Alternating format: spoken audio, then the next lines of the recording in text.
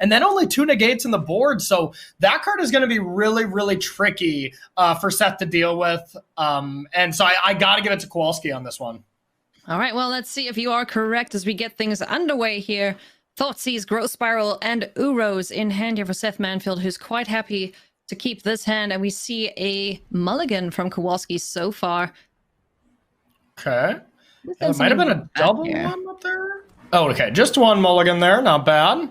Nope. No panicking. It's all fine. Yep. And wow, what a nice draw there from Seth. He did just have all tap lands, so this Growth Spiral wasn't going to be insane, but a nice top deck there. Yep.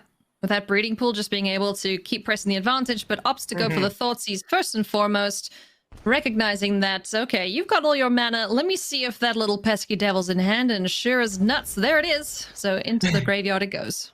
Yep, absolutely. And now Kowalski is basically just going to have to play off the top of the deck. Since that Citadel is known, we have another Thoughtseize. We're able to deal with that whenever Seth wants to. So now it's just going to be, how good can Kowalski draw? Yes, Kowalski's going to have to call in some favors there with that library of his, just to see if he can get some extra ammunition in this matchup, as we do see, like you mentioned, Thoughtseize able to discard that Bolas' Citadel, leaving him with just the Woodland Cemetery and a Priest of Forgotten Gods on the battlefield, which isn't doing all that much until Uro escapes. Yeah, not really. And it's really frustrating to have to mulligan against a deck that has 4 Thoughtseizes. You know, I mean, we didn't see Kowalski's opening hand, but, you know, he's a great player. He mulligans the ones that he couldn't keep. But mulliganing plus a couple of Thoughtseizes, you're just out of resources almost immediately. Oh, man, what a nice pickup here for Seth Manfield, who's now able to get Uro, Titan of Nature's Wrath down, get another land down, and eliminate this Priest of Forgotten Gods, or this Paradise Druid, who is on attacking duty here for Kowalski. Yeah, it'll be interesting what you hit here, because Priest of the Forgotten Gods, if you do target Paradise Druid, you're very incentivized to sacrifice it. If you hit Priest, sacrificing your other 2 creatures, that's a little bit worse, especially if Kowalski's not in his main phase. So if he were to top deck Bolas' Citadel or something like that, of course he couldn't cast it here. So I think if I were Seth, you got to be thinking you want to eliminate Priest as soon as possible. But we'll see what the pro does. We shall see at that. Just hovering over that Uro, deciding how he wants to sequence his plays, puts that Overgrown Tomb in tapped. So will we see Growth Spiral into Eliminate rather? Yeah, I think I like this play. Just eliminate. You're already getting to cast one of these spells in your hand that cantrips. That's all you really need to do. It's not like your life total is at such a low spot where you need to prioritize the Uro. So Seth's just being conservative here, being able to react. You could cycle Fetid Pool as well, but the Growth Spiral already kind of does the cycling job, so I doubt we see that. But all right, so no sacrifice in response. Priest goes to the graveyard, and Blood Artist gets to ping in the way it does. Ooh, hello, Ostrider. That's a nice draw off the top of the library there for Kowalski. Not bad at all. I mean, I think the best draw for Kowalski right now was Collected Company, but that is a very good, close second. And so Ghost Rider now able to shore up the draws here for Kowalski. Very important if we do find a Bolas' Citadel off the top in just getting those lands out the way. So that's hopefully what Kowalski's aiming for next, as we get Zagoth Triumph off the top of the library here for Seth Manfield, who's got an Uro in hand and a plan for the good old Titan of Nature's Wrath. First things first, though, let's cycle, find a Maelstrom Pulse. Nice. Seth top decking Maelstrom Pulse. Name a more iconic duo here so far in this top 8. Yeah, it's like, it's just a one-off. I'll just keep finding it all the time. Yeah, just seeing Seth top deck that Maelstrom Pulse to be able to deal with that Vraska, a round ago, it was just unbelievably timely to put him in this position. All right, now Kowalski's got a problem here in the form of this Uro. No way to sacrifice it or steal it just yet, so gonna go to the sacrifice. The good old ghost's gonna get got, and we're gonna take a look at the top of the library. See where this goes. On to the bottom. And right now, if I'm Kowalski, I'm looking for 2 cards, and that is Claim the Firstborn or Collected Company. It's brutal because if you see Bolas' Citadel, it's one of your best cards. But Uro Titan of Nature's Wrath is so threatening that and the fact that Seth plays Hand Disruption. So honestly, if I were to see a Citadel as powerful of a card is, if you get another land, I think you have to bottom it. So I think right now there's 2 major cards that you want to see, and that's one of them. Oh, claim the first one off the top of the library. Hey, Uro, wow. Did he seriously? Live? And he bottomed and then drew it. That is unreal. Oh, man. You gotta love to see it. Down to 2, and we can finish off Seth Manfield right here with a sacrifice. I'm gonna munch on your Uro. I'm gonna chow something else. You are dead. Let's go to game number 2. Remember when I was saying Seth's life total wasn't in that big of a, that scary of a position? So you might as well Growth Spiral instead of Uro.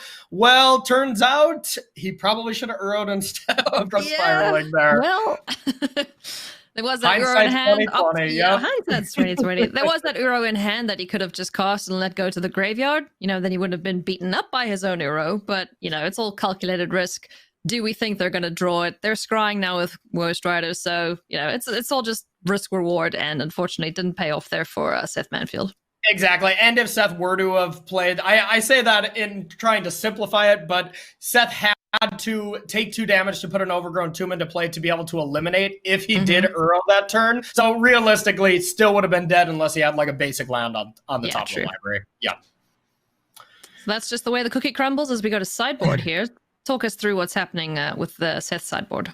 So one thing that I want to do for sure, with just knowing how big of a problem Collected Company and Bolas' Citadel is, I would think that you need to slam both of these negates in there right away. And if anything, trade for Aether Gust, because Aether Gust is still very good, but you have Priest of the Forgotten God, you have Bolas' Citadel, you have these black targets that you can't target, but negate also doesn't hit the creatures, so it is a fine line to toe, but you would think with those being the best cards from Kowalski, I would want all 3 of my answers in the form of 2 negates and 1 Disdainful Stroke in.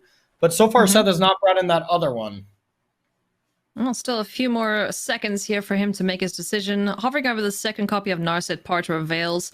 That's one good way to dig through your library. Just make sure you find the key cards that interact with the nonsense that Kowalski's possibly bringing in. Yeah, and this is another thing that I wouldn't necessarily think. Before Seth started sideboarding, if you would ask, what would I bring in? Narset would not be on that list for me. But when we look at Kowalski's list, he does only have 1 Midnight Reaper. So I'm pretty shocked. The static doesn't do too much except for Priest on Kowalski's turn, plus Midnight Reaper. And Narset can be pinged down pretty easily. That one surprises me, I'm not going to lie. Could just potentially be, all right, I need to try and dig and make sure I find my my answers to Bolas' Citadel. That's what I'm thinking. Yeah. That's possibly what's going through his mind here as we're going to get game 2 underway here.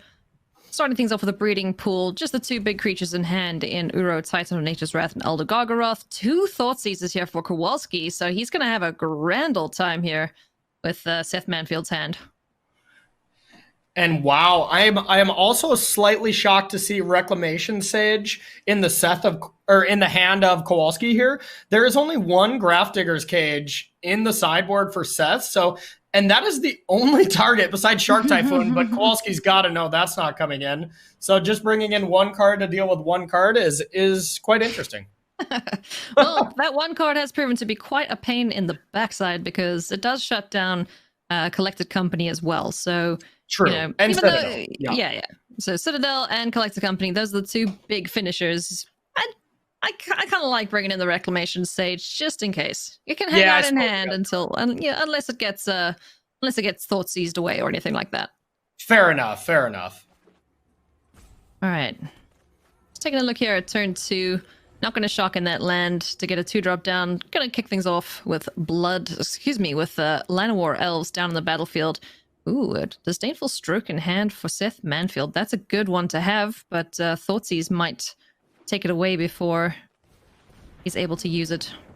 Yeah, and one thing I want to point out about Kowalski here is didn't shock into Thoughtseize, and that's because Uro is probably the worst Thoughtseize target because it's already going to gain that value from the graveyard. So Kowalski smartly realized that I'm going to let Seth Uro, so then I get a little bit more information about your hand, and now he kind of has this clean slate where Uro isn't going to be escaping from the graveyard next turn, maybe even the turn after. So now Kowalski really gets to just look at the hand and be like, okay, map out my next 2 turns. What's going to be a problem? And right now, Disdainful Stroke and Negate, as much as I'm saying I really want to bring all of them in, this is kind of the reason why to not bring them in, I suppose, because both of those cards do not have targets as far as what Kowalski is doing. Not yet, though. Not yet. Could have one. Yeah. And at least from Seth Manfield's side, he does have 2 answers to a Bolas' Citadel or a Collected Company in Disdainful Stroke. Finds an Ether Gust. So that'll be pretty useful down the line. If he gets to keep them, that is, because Kowalski's making a habit of stealing his stuff. Yep, and here's kind of the awkwardness of Sultai just in this format. We have all these cards that are very, very powerful, but if they don't line up perfectly, which they're not necessarily lining up too great against, Priest, Blood Artist, with that Aether Gust or anything, then it gets to be quite awkward. And that's kind of the reason control decks, in a sense, are not that great, because you have to have the right answers all the time because Historic has so many powerful cards. Oh, hello. There's one of those powerful cards that is going to line up pretty well. Oh, yeah. This is the kind of answer or interaction you'd love to see. It's like, oh, you have a nice battlefield there. It'd be a shame if someone were to cry it. So into Exile goes, look at Kowalski. He's just like, no, come on, you didn't. Here's the thing. He's looking up to the heavens like, wow, my Phyrexian Tower did not let me use it. Oh. So we could have, it's only one additional point. That's all it is 1 drain. But every single thing like that really, really matters. That's very unfortunate. Exactly. If we come down to a Seth Manfield being at 1, we'll have to remember that moment. Oh man.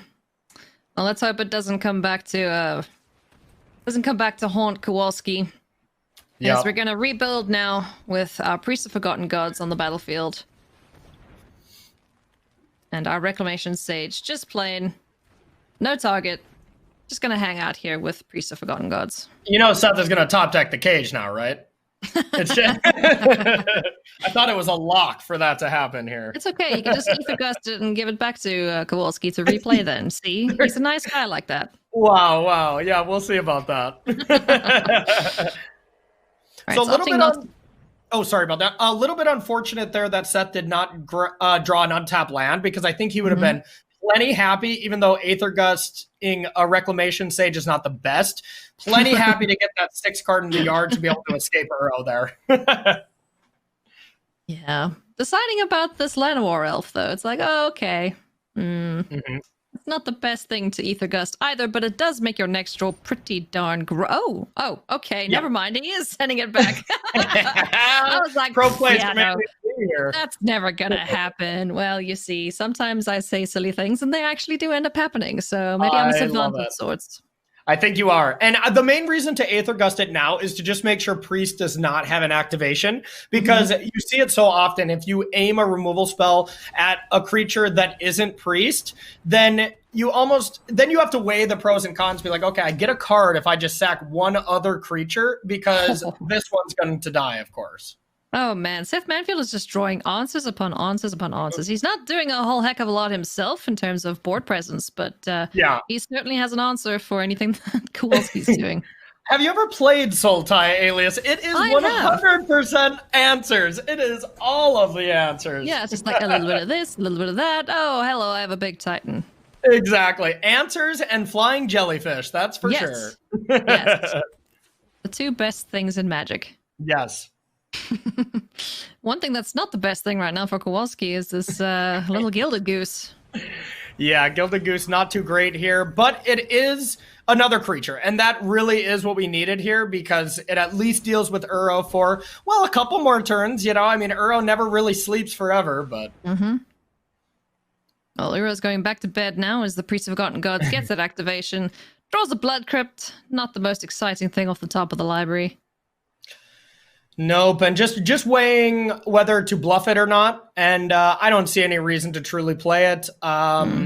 Actually, I take that back. If you just top deck Bolas' Citadel and then have a land on top, you're severely punished. We know that the stroke is here, so it wasn't going to be super, that's not going to land. But there's situations like this where you're like, okay, I got to bluff something. Otherwise, Seth knows all the information, but sometimes it just doesn't matter. Play the land, and if you top deck Citadel, you're going to feel real bad.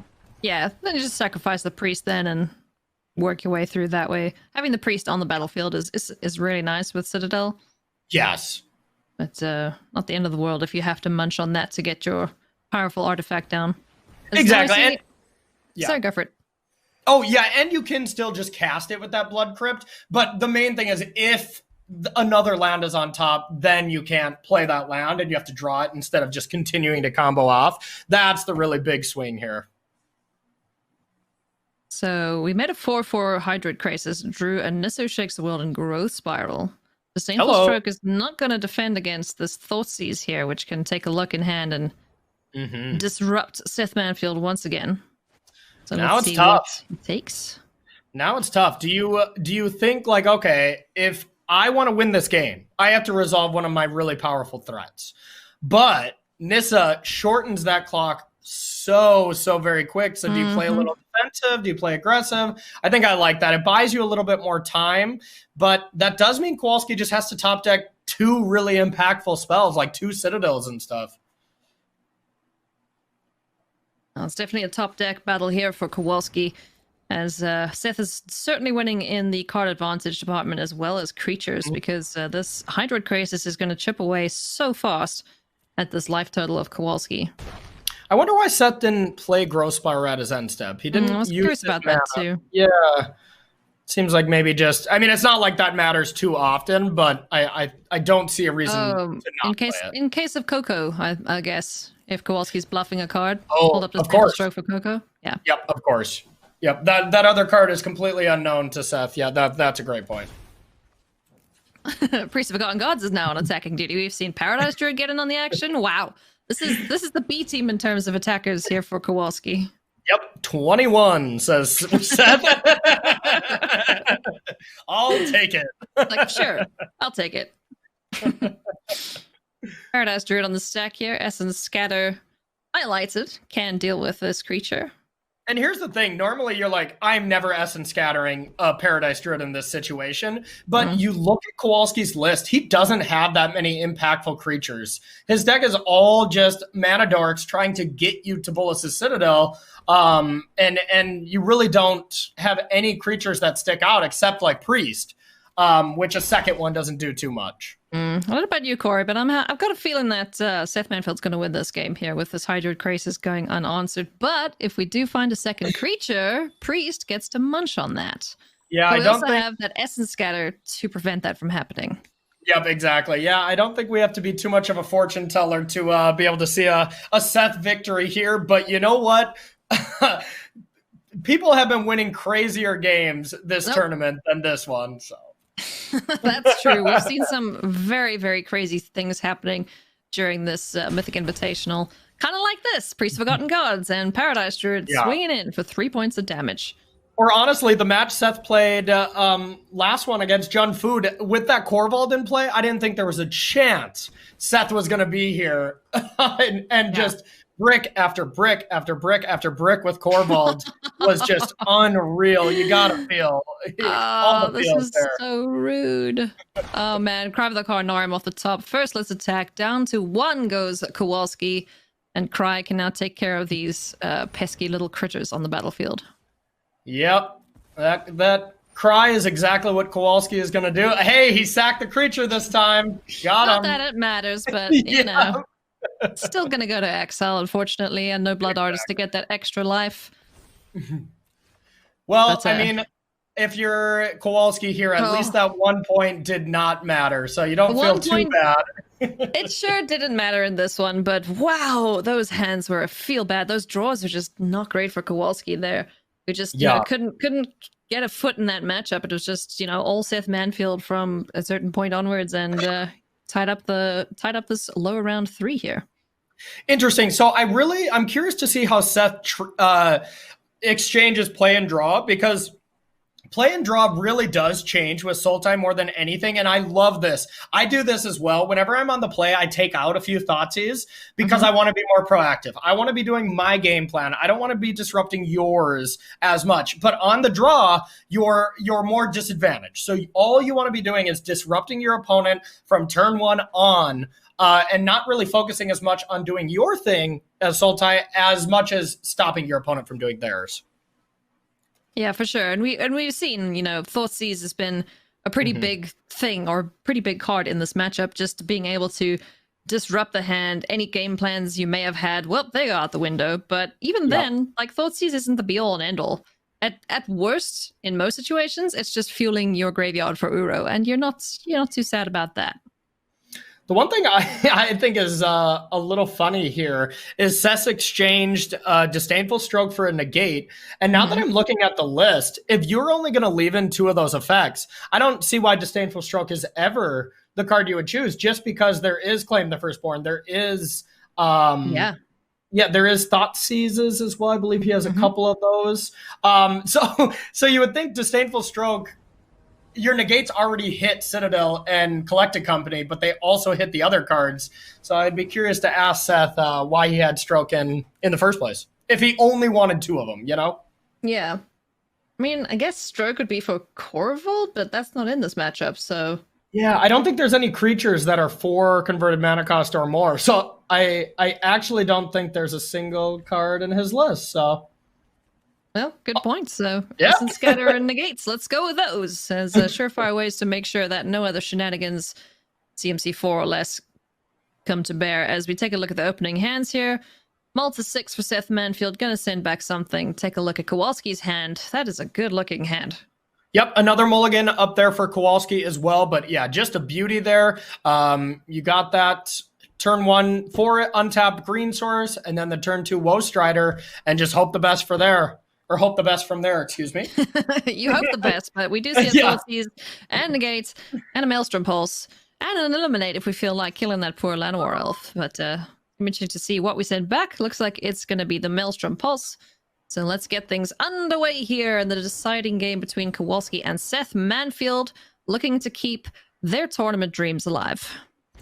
Yeah, and winner of these 2 goes to play against Salvato. Seth's best matchup, right? I mean, he's I kid. Seth has not beat Salvato in years, I think, but it feels like it. Yeah, this whole year feels like 10. So yeah, I feel you there. No kidding. Thoughtseize is going to take a look at the hand. There's a Thoughtseize and a Citadel. Yeah. What do we go for here? I think you just take Thoughtseize, mostly because Cry of the Carnarium, you only have 2 copies, if my eyes aren't deceiving me, from Seth. So that card and effect is so very valuable. Now, the one thing we're really missing from Seth Manfield here is the second black to actually cast it. But you have the negate for the Citadel already. So as long as we don't run into a kind of nightmare scenario of... Ooh. Oh, that's a good one. Oh, things are about to get spicy. So here's the thing. If Seth does not draw the black source and decides, to just eliminate or whatever, and we see like Phyrexian Tower on the top for Kowalski, all of a sudden we're in trouble. But yes, second swamp here. That's pretty tough to want to do anything but cry here. Cry the Carnarium just seems excellent right now for mainly one reason, that if Kowalski top decks Collected Company, his best draw right now in the face of only having 4 mana available, is just unable to be cast. The only thing that he doesn't want to see is just like a top deck Woe Strider, then he could get more value, but I like just firing this off as well. Yeah, I think killing the 3 creatures, forcing the sacrifice here, you're going to take a few little pings, but then you do have that Eliminate to deal with a Mayhem Devil the next turn, and you'll have Negate to deal with Bolas Citadel when it eventually can be cast. So, yeah. Good choice here to get this Cry of the Carnarium going. Exactly. And just getting Woe Strider out of here for good, getting no escaping shenanigans to be had is also a huge deal. Yeah. Exiling Woe Strider, we've seen this weekend just Woe Strider coming back time and time again, keeping that sacrifice engine going in the variety of Jund decks that we've seen. Yeah, Woe Strider is a card that has just been surprising me more and more these days. It's something that didn't see a ton of play right when it came out, and then it's just been slowly like, okay, I'll play a couple, and now it's just 4 in any of these style of decks, and it just makes sense. And here we go. Nissa time. Nissa time with that all-powerful untapped breeding pool, be able to interact. It is just what this deck is about, and Seth just makes it look so good. Oh, yes. If we wanted to, we could go for that Zagoth Triumph just to, pretend, hey, we might have something else in hand, what could it be? But no. Negate in hand, no Bolas of Citadel down just yet. Next turn, he can try for it. We're going to cycle this Fetid Pools away on the end step, find another Nissa. Will we see this Nissa nonsense like he did last time? He just starts plussing away. It's like, oh, I have another one. Sure, let's play this one too. And just starts slamming the advantage and just attacking with so many creatures. So if we Nissa here again, that's 9 damage coming in. Kowalski goes to 6. I think otherwise it's 6 damage and then 9, and then the priest could chump. So right now, Nissa shuts down the clock by a whole turn. This is just straight lethal next turn, barring something like a Woe Strider. Like, there's Collected Company is not even an out because Seth has the negate. A land is not an out to play Citadel because of the negate. And honestly, Woe Strider or something like that is only a band-aid to stay alive a couple more turns. You got to think Seth has basically got this wrapped up. I am with you there on that one, Corey. Nissa who shakes the world is also Nissa who wins the games, and that is exactly what she is doing in the hands of Seth Manfield right now. Swinging in for 9. Priest of Forgotten Gods is going to get in the way here, but taking 6 down to 9. If he doesn't find a meaningful threat like a Woe Strider, like you said, this game is over. Yeah, and I don't see an out. I do not see an out. Any creature, even Woe Strider. Even Woe Strider would keep him alive, and that's just not enough. It looks like Seth is going to get his rematch against Luis Salvato. He is at that. Claim the firstborn off the top. That is not the card you want to find if you're a Kowalski. That's rough, man. Such rough beast for Kowalski. Unfortunately, just getting outplayed here by Nissa and Seth Manfield. I say Nissa. Nissa's like, yes, I am the one in control here. We're going to negate this claim the firstborn just for good measure. Just be like, yeah, well, I would have had the answer for anything. There's the good game from Kowalski. There's the good game from Seth Manfield. He continues on in this Mythic Invitational. Wow, just nice work from Seth there. He is absolutely pumped. And now he's probably, a little scared to go up against Salvato, who has had his number since 2018. Well, maybe, I don't know, 300 times the charm. I don't know how many times these players have played off against each other, but